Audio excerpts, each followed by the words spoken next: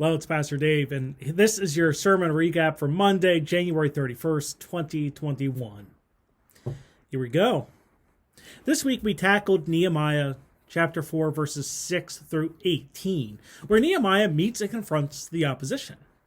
This is a passage that can help us meet the challenges we face to our faith and the challenges we meet in this world today.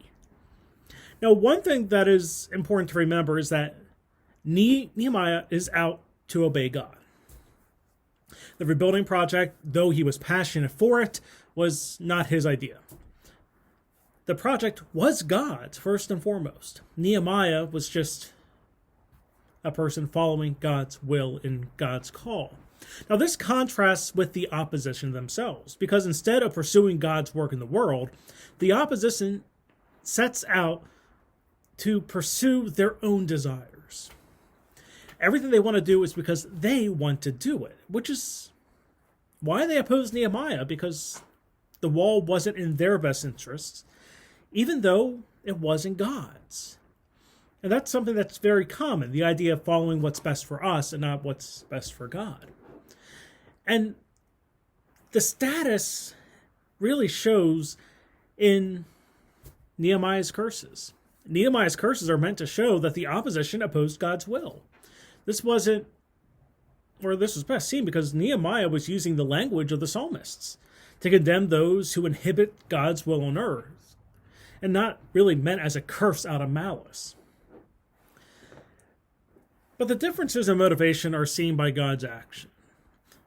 While the opposition driven by selfish motivation seeks to stop the build, it doesn't happen because of God's actions on earth.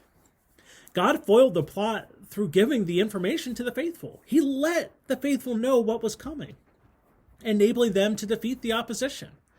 And in many ways, this does show how God interacts with faithful people even to this day, and how God aids Christians, how God aids the church in our lives on earth. But overall, this passage reminds us of an important lesson that impacts our journey of discipleship and living the faithful life on earth. Those who have God on their side serve a cause worth more than their life on earth. Serving God, our loving God, is greater than any of the temptations we face or any of the opposition that will confront us.